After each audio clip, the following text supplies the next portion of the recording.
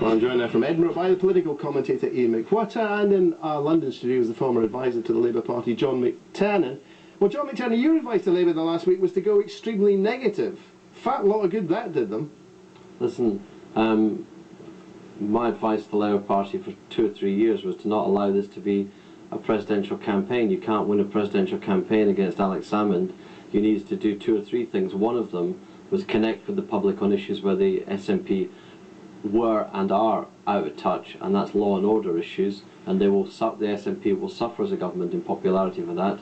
And the other is to scrutinise areas of policy where the SNP have manifestly failed, and they have betrayed Scottish children by allowing standards in our schools to fall below those in England. Now, those are substantive issues. It's part of a whole strategy.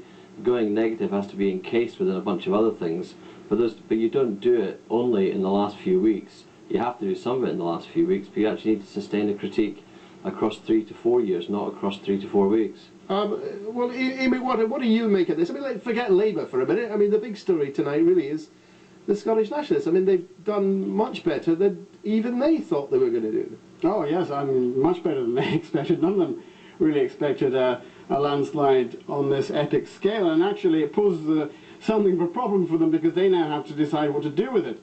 Obviously the referendum on independence will happen, but do they push that earlier, or do they, as Alex Salmond appeared to be suggesting, that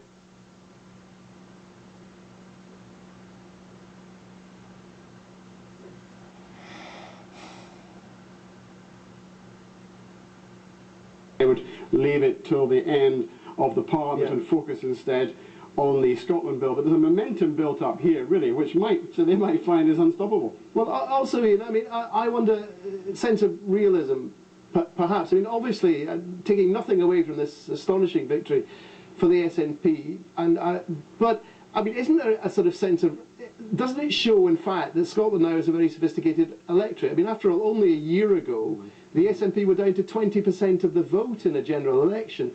And the two things aren't necessarily contradictory, are they? It just means that people in Scotland think, oh, when it comes to a general election, we like the Labour Party, but when it comes to a Scottish election, we like the SNP. So I just wonder, in that context, how game-changing this is.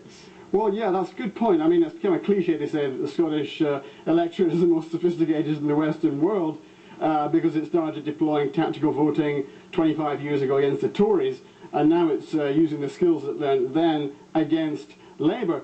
But it is extremely sophisticated, and there is a warning in this landslide for the SNP that votes can come and votes can go. Remember that Labour won 1 million votes in the general election only a year ago. Now the SNP has this epic landslide. If they get perhaps intoxicated by the success, if they make some wrong moves now, if they revert to an older kind of triumphalist nationalism, I don't think that's necessarily going to happen. Were that to happen, though, I think a lot of these votes could be taken back very swiftly. Well, John McTiernan, presumably therein lies the straw at which Labour can clutch.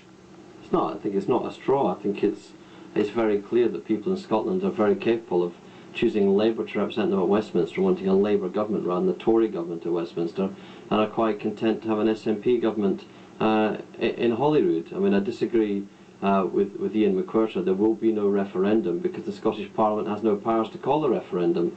The Constitution is reserved. The Constitution is reserved. Yes, but Alex Salmond can call a referendum if he wants to. The Scottish Parliament has got limited powers. It cannot do things. It has not got the powers to. Sorry, John McTiernan, are you seriously arguing that the government in London either should or would even want to stop the Scottish government holding a referendum on independence? It's not a question of the government in London having a view on it at all. The presiding officer has to reassure himself that any bills put before Holyrood are within the powers, the virus of the Parliament.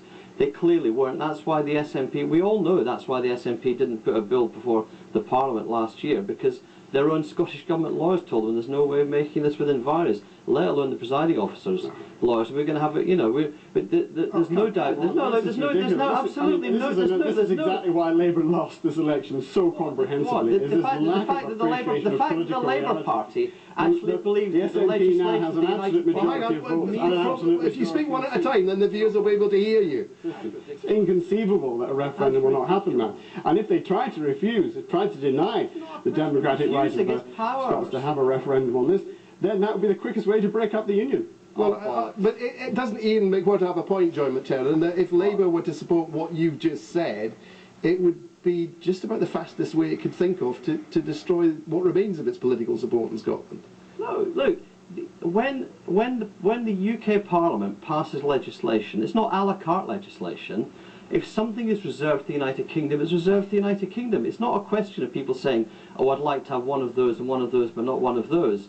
It simply is the fact that lawyers for the Scottish Government told Alex Salmond and his team they do not have the power to pass the referendum. I'm simply stating what's a fact. I'm not actually saying it's a let's put that in the to be continued category. Ian Macwhirter,